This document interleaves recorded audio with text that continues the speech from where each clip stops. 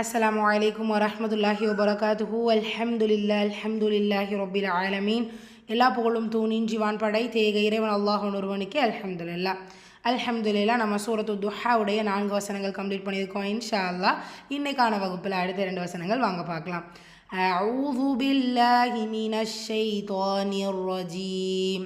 பிஸ்மில்லாஹிர் ரஹ்மானிர் ரஹீம். சூரா துஹாவுடைய 5வது வசனம்.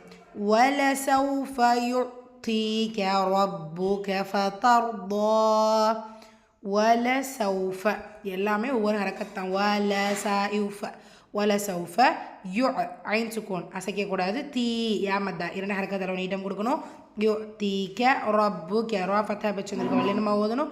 பாஷத்தா இருக்கு அழுத்தம் கொடுத்து ஓதணும். ரப்புக்க ஃபத்தர் ரா சுக்கூன் வச்சு அதற்கு முந்தைய இடத்துல ஃபத்தா வந்திருக்கிறனால இந்த இடத்த வல்லினமாக ஓதணும்.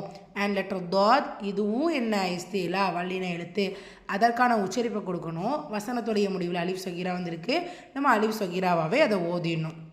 சூரா துஹாவுடைய 6வது வசனம். அலம் யஜிதுக யதீமன் ஃபஆவா.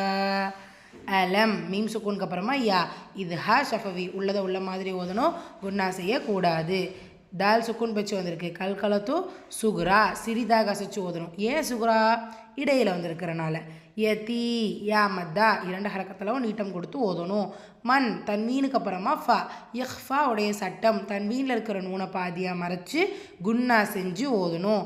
இந்த இடத்துல ஹம்சாக்கு அலிஃப் மத்தா, வாவுக்கு இங்கே பார்த்தீங்கன்னா யால கொடுத்துருக்கு. அப்போ நம்ம இந்த யாக்கு தான் நினச்சிடக்கூடாது, யாவுடைய ஸ்ட்ரக்சர் தான் மட்டுமே அதை மென்ஷன் பண்ணியிருக்காங்க. இது வாவுடைய அலிஃப் சொகீரா. ஸோ அலிஃப் சொகீராவாகவே அதை கம்ப்ளீட் பண்ணிடணும். 2 கவுண்ட்ஸ் ரைட். 2 ஆயம் ரிப்பீட் பண்ணிடலாமா?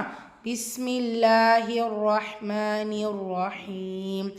வலசௌஃப யுஅ்தீக ரப்புக ஃபதர்தா. அலம் யஜிதுக யதீமன் ஃபஆவா. அல்ஹம்துலில்லாஹ். அடுத்த என்ன வசனம் இன்ஷா அல்லாஹ் நாளை வகுப்பில் பார்ப்போம்.